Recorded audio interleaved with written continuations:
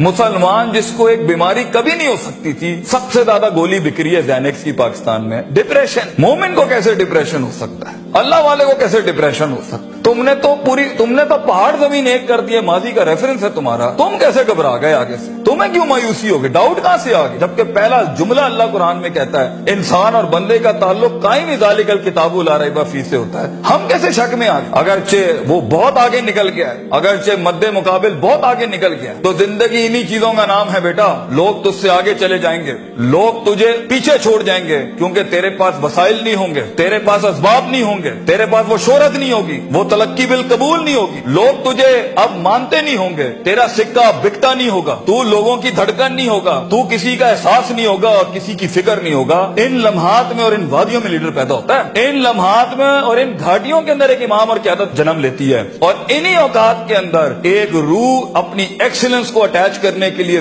एक अहद उठाती है, एक अज़म बनाती है, एक कसब बनाता है, इरादा करता है, और उस इरादे को एक अमल की शक्ल इख्तियार करता है, और अपनी जिंदगी के सारे रेफरेंसेस को माइनस करके एक नई तारीफ देता है अपने आप को। लेकिन अगर एक इंसान समझता है, एक गलत फहमी का शिकार है कि नहीं, जिंदगी को मैं जैसे चाहूं, जिस गलत तरीके से चाहूं, अपनी वैल्यूज को, अपने उसूल को, अपने जवाबित को, अपने कवायद को, अपने उसूलों को, इनको मैं बलि चढ़ा के, इनकी चीटिंगें करके, किसी का हक मार के, किसी को नीचे लगा के, जिग जैगिंग करके अगर मैं निकल जाऊंगा तो तुक्के, महज इत्तेफाक, फ्लूक्स और कोइंसिडेंसेस, और इस तरह के 2 नंबर रास्ते बेटा कुछ अरसा तो चल सकते हैं। दुनिया के उस स्टेज के ऊपर जब मुकाबला होगा ना किसी सही वाले पट्टे के साथ, आप नहीं लड़ सकेंगे, आप नहीं उससे जीत सकेंगे। इसलिए ये वक्त होता है, ये लम्हात होते हैं, ये लहजात होते हैं, इंसान अपने आप को तैयार करता है। लेकिन एंड में मैं फिर भी यही कहूंगा, स्किल मैनेजमेंट, हुनर के ऊपर इंसान जितना भी स्ट्रॉन्ग क्यों ना हो, इंसान सोने को कुंदन, कतरे को समंदर,